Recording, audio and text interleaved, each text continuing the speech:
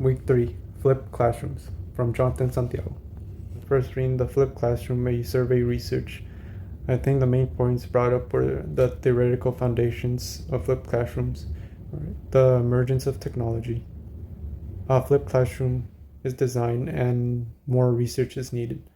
I think the two main points from that is the emergence of technology and more research is needed. Emergence of technology, which is leading to lower costs and students wanting more out of what they pay into school. In the second reading, in flipped classrooms, teachers lecture online and use class for practice. I think the main points from this article was a student view and the conclusion by the U.S. Department of Education on the effectiveness of flipped classrooms, as well how effective and helpful flipped classrooms could be to students, as students could learn at their own pace the assigned materials. From the second video, the flipped classroom lecture, I think the main points from this video were that it's going to take time to implement flipped classrooms into schools. As in the first year of their research, teachers did not pay enough attention to the students as they were trying to navigate through the flipped classroom. But a positive effect was observed in the research in those with below average high school GPAs.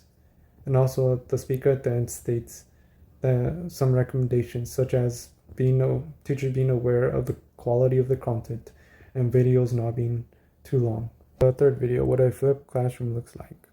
The main points from this video were that the teachers can either produce the content by themselves or either assign content from TED Talk or Khan Academy. As well, some students cannot afford the technology necessary for a flipped classroom. That's why it is important for schools to have extra time to open up their labs for students to use. As an important thing brought up was the parent point of view, in which the mother stated that she could not support her child while doing their homework, as she remembered very little from her academic journey throughout the same period as her son. From the fourth video, the flipped classroom model. I think the main points from this video are being that students can learn at their own pace. As well, the model allows for the targeting of struggling students. It also allows more time for teachers to be more engaging in classroom, helping out students in their tasks / homework.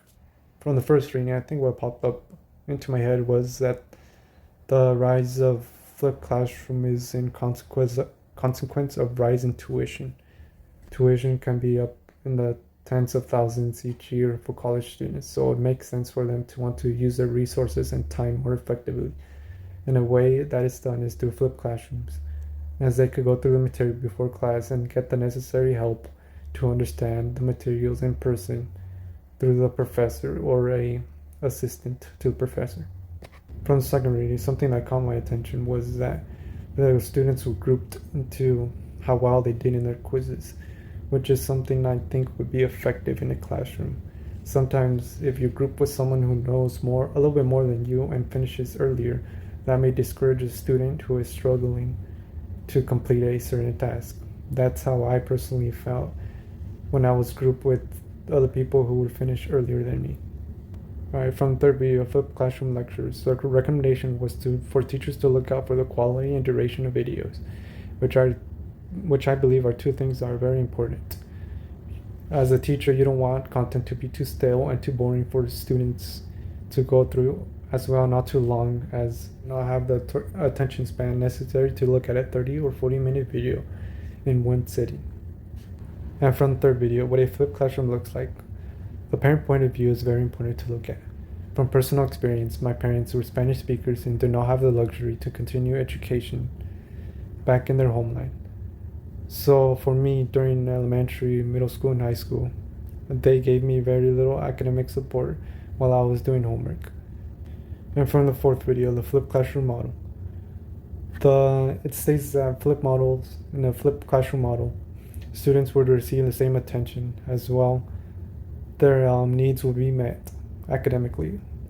And as an average student, I personally felt that in high school and middle school, I didn't receive the necessary attention from teachers when I was struggling, as they were often busy doing other things, maybe grading work or preparing a lecture or helping out other students.